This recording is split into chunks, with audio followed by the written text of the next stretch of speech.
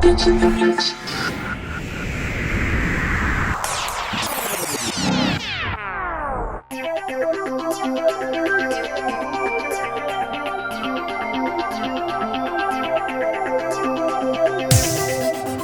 Hello, welcome to Getting the Mix. My name's Jake, and today we're down in the brand new showroom in Colchester.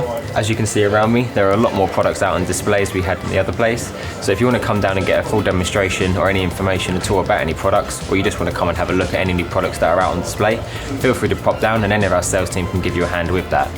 So what we're going to be doing over the next few weeks is a few series in terms of Native Instruments products, as I've had a few people that are interested in the more in-depth and overviews of what different products that Native have on the market. So the first video we're going to be covering today is for the S5, which is the smaller version of the S8, which a lot of you are already known to. So we'll jump straight into that first off, so let's begin.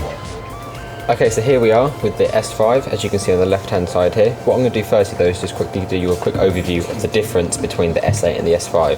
So the first thing you'll notice is the main size of the unit. The S8 is a lot bigger. Also, the way it's laid out on each side is a little bit different. The main section is the same, other than you've got on-off switches on this side here to turn off each individual channel to make it a direct through. So on the transport side of things, the play, pause, sync and shift and cue buttons are all the same down here, but the buttons along the side, which you can see here, have all been moved and condensed into this nice small little section right here.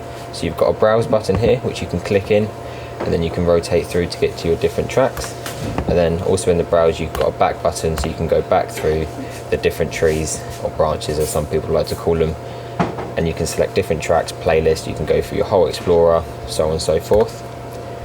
You've got deck control, which is switching between, on this side it'll be deck B or D, and then on the left hand side deck A or C. Either side you've got two rotary knobs, so the first one here, which is the browse button as I just went over. The right hand side is a loop. So a lot of you will probably think to yourself, this looks very much like an S4. It is similar, so anyone that does has an S4, they will sort of get a general idea of how this works. So you've got a loop encoder here, which as you can see, you can change the size just by rotating it, and you can turn it on and off just by clicking it in as such. So also another thing to take note of is the hot cue, freeze, remix and flux, or as some people like to know it as the slip button. They've also been moved from the left to the top here as well. So just makes it nice and neat and more condensed. So a general overview of the other bit of the S8 as well. You've got your normal effects at the top here, so you've got bank 1, and then on the left hand side you'll have the other bank over here as well. So you don't have the full bank control that you have on the S8, you've only got 2, and you can control which one you want to assign it to via these buttons here. On the middle section you've got exactly the same as you'd see on most standard mixers, 4-channel 3-band EQ with gain and filter and volume fader. You've got a crossfader along here as well, and also here you have an auxiliary button, which on the rear of the unit you have an RCA line input or a TRS 6.35mm jack input, which you can plug a microphone or an iPhone or any other audio source. You can press the button there and you press and hold it whilst turning the browse button, and that controls the volume. Filter, as you see on the S8 as well, is the same. You've got on-off switches and a low pass and a high pass, and then standard controls in the middle for your cue, mix and volume, tempo control, booth, main output, and also your snap and quantize features, which will go more into depth on these sort of bits owned here in another video.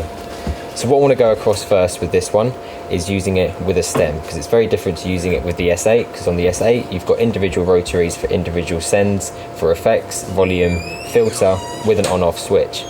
The same goes for individual channel faders per one. On the S5 it's a little bit different, so if we go over to the remix button here, you can see 8 buttons come up.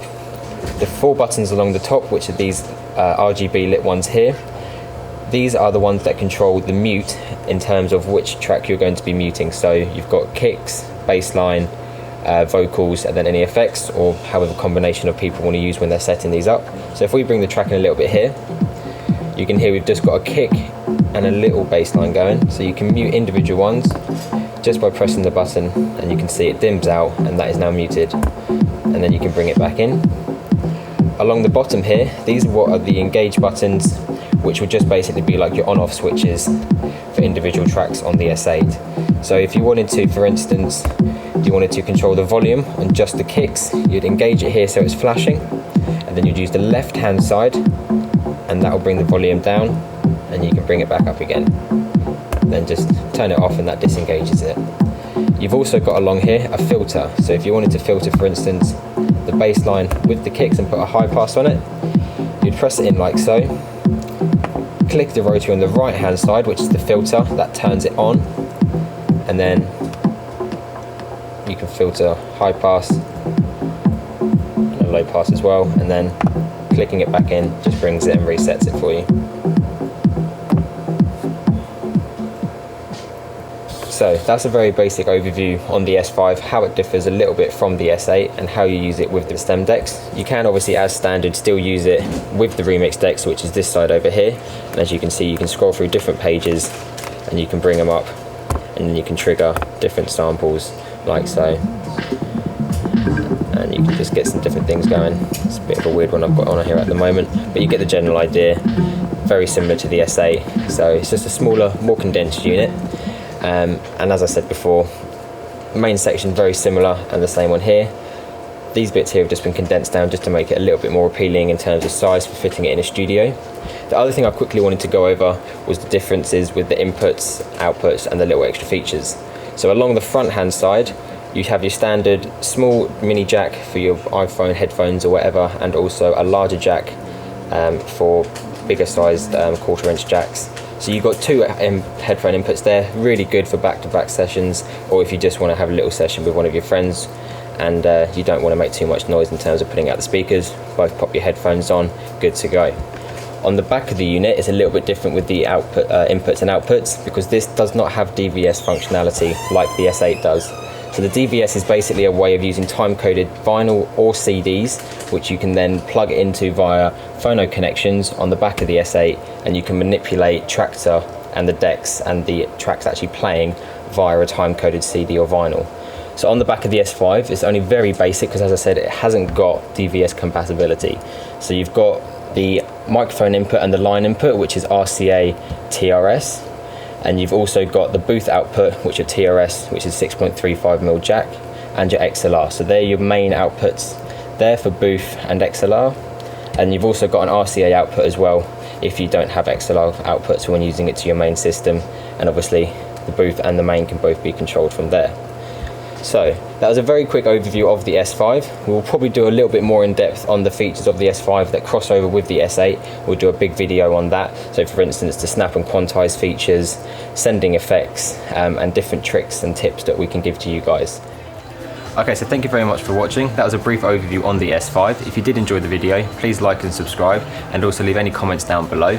And if you'd like any more in-depth videos on any other products, please feel free to leave some comments down below as well. So once again, thank you very much for watching, and please like and subscribe so we know to keep making more videos, and keep an eye out for our new videos that will be coming out shortly over the next few weeks that will be involved in more different products such as the F1, the X1 and the Z1. So thank you very much.